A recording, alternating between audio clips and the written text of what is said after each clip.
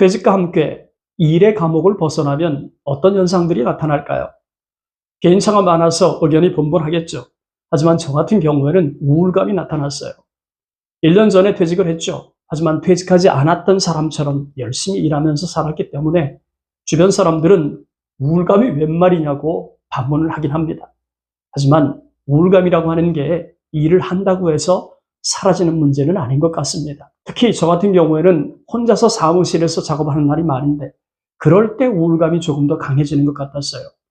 그래서 노트북 챙겨 들고 카페로 달려가는 일이 일상이 되었는지도 모르겠습니다. 카페로 가면 여기저기서 크고 작은 대화 소리, 하루 종일 틀어놓는 음악 소리 등이 섞이면서 그 시간만큼은 우울감이 사라지고 또 글쓰기를 몰입 증가하는 걸 느꼈거든요. 퇴직한 친구에게 이런 말을 했더니 저보고 열받으니까 행복한 소리 하지 말라고 하더군요. 남들은 퇴직 후에 원하는 일자리가 없어서 이곳저곳 이력서 넣느라고 바쁜데 한가하게 카페에서 우울감 타령한다고 말이죠.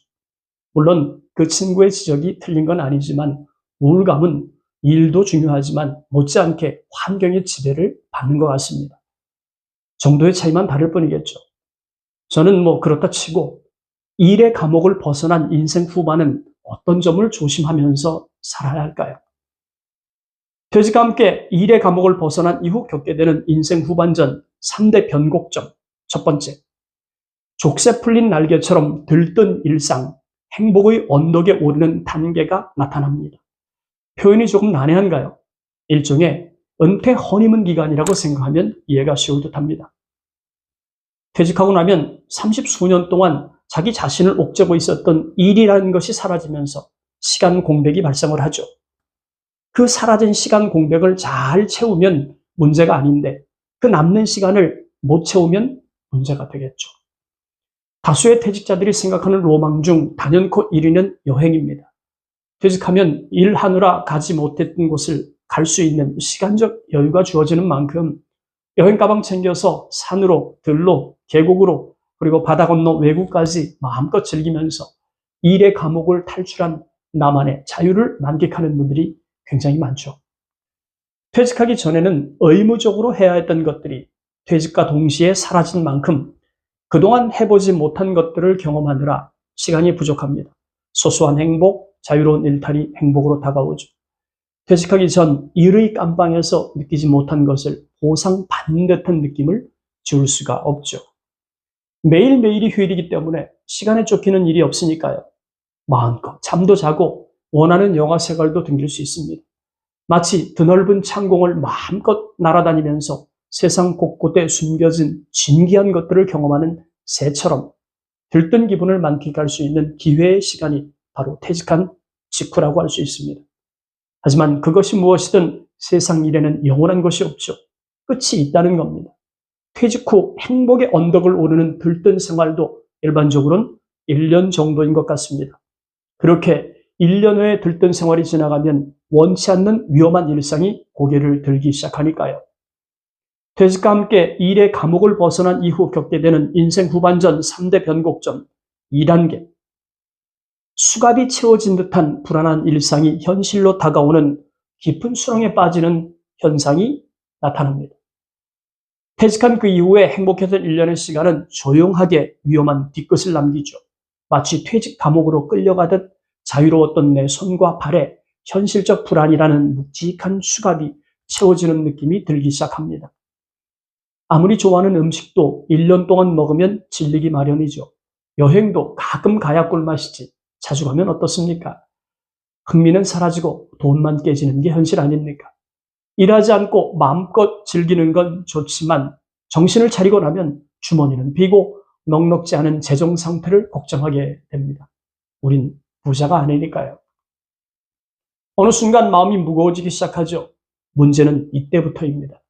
퇴직 후 짧으면 20년, 길면 40년의 노후를 준비하지 않았던 후폭풍이 현실적 위험으로 다가온다는 사실을 실감하게 되니까요. 들뜬 일상에서 불안한 일상으로 행복의 언덕에서 깊은 수렁으로 빨려 들어가는 자신을 발견하는 건 그렇게 어려운 일이 아니겠죠. 퇴직 후 1년간 이어졌던 순간의 파티는 비로소 종말을 고한다고 볼 수 있습니다. 이때 찾아오는 위험한 손님들이 있습니다. 초조함, 호기심이 사라진 일상, 무기력한 일상, 공허한 하루, 빠르게 사라지는 내 돈, 그리고 속절없이 늘어나는 지출. 이런 현실이 느껴지기 시작하면 고민도 깊어지죠. 이렇게 살아도 될까?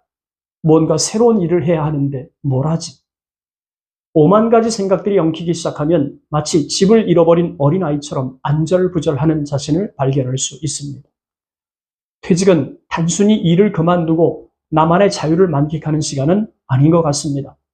퇴직은 삶의 방식과 가치관을 새롭게 바꿔야 하는 전환점이라고 생각하니까요. 퇴직을 너무 쉽게 생각하지 말아야 합니다. 왜냐하면 쉽게 생각한 만큼 퇴직이 가져오는 위험은 상상하는 그 이상이니까요. 퇴직 위험에 빠지는 주된 원인은 자신의 정체성과 존재의 의미를 재정립하지 못한 상태에서 퇴직을 맞이했기 때문이죠. 퇴직하기 전에 직장에서 얻을 수 있었던 인정과 존중, 동료와의 교류, 도전과 성취감 같은 일상은 퇴직과 함께 사라진다는 사실을 간과한 그 대가를 치른다고 할까요? 결국엔 상실감과 공허감으로 이어집니다. 그러므로 퇴직 후에 들뜬 일상이 1년 정도 지속되고 난 그 다음 다가오는 불안감은 퇴직을 너무 쉽게 생각한 대가라고 해도 틀린 지적은 아닐 듯합니다. 퇴직과 함께 일의 감옥을 벗어난 그 이후 겪게 되는 인생 후반전 3대 변곡점 3단계. 살기 위해서 몸부림치는 회복기에 돌입합니다. 이 시점은 자유로운 일상에 취해서 깊은 수렁에 빠진 자신을 발견하고 이를 벗어나기 위해서 몸부림치는 위험 탈출기라고 할 수 있죠. 자유로운 시간에서 일정 부분 통제된 시간으로 남는 시간을 일하는 시간으로 채우기 위한 행동의 변화가 나타나는 시기가 바로 이때죠. 이때가 되면 갈 곳을 만들고 일을 통해서 소득을 만들려고 합니다. 퇴직 후 만끽했던 자유시간을 대폭 줄이고 일하는 시간을 늘리는 거죠. 일을 통해서 끊어진 고정소득을 일정 부분 확보하면서 퇴직과 함께 잃어버렸던 직장 동료를 새로운 일터에서 새롭게 만난 동료들로 대체하는 일이 벌어집니다. 이쯤 되면 찾아오는 느낌이 감사입니다. 저도 퇴직 1년 동안 가장 많이 읊조렸던 것이 바로 감사였어요. 그래서 기회가 될 때마다 영상에서 말씀드린 말이 있습니다. 아침에 눈을 뜨면 갈 곳과 할 일이 있는 일상, 그것이 행복이다. 다시 한번 강조하지만 퇴직한 그 이후 삶에 대한 목적이 분명해야 합니다. 그래야 남는 시간을 의미 없이 낭비하지 않고 가치 있는 시간으로 채울 수 있으니까요. 목적의식이 분명하면 일찍 일어나야 하는 이유도 분명해집니다. 목적의식이 있으면 쉽게 늙거나 쇠약해지는 것도 예방할 수 있죠. 다른 사람에게 도움을 주고 기여할 수 있는 방법을 찾는다면 더 좋은 기분으로 더 오래 살 수 있는 인생 후반을 만들 수 있습니다. 그래야 퇴직 후에 스트레스는 사라지고 더 행복하게 살아야 할 이유가 확고해지니까요. 딱 한 번만 살아야 하는 인생이란 점을 간과하지 맙시다. 사회적으로 인정받을 만한 스펙이 없어도 내가 살면서 경험했던 것을 나누면서 선한 영향력을 행사하는 인생 후반을 만들 수 있어요. 그러니 퇴직은 삶의 끝이 아니라 새로운 시작이라고 인식합시다. 빠를수록 좋습니다. 퇴직하기 전에 퇴직 후를 계획하면 베스트고 퇴직한 지금이라도 오늘 이후의 삶을 고민하고 계획한다면 그 또한 늦지 않았다고 생각합니다. 알다시피 노후는 굉장히 긴 시간이니까요. 그럼 오늘 영상 정리하겠습니다. 퇴직과 함께 일의 감옥을 벗어난 그 이후 겪게 되는 인생 후반전 3대 변곡점 1단계. 족쇄 풀린 날개처럼 들뜬 일상, 행복의 언덕에 오르는 단계와 마주하게 됩니다. 2단계. 수갑이 채워진 듯 불안한 일상이 현실로 다가오면서 깊은 수렁에 빠지는 현상이 나타나죠. 3단계.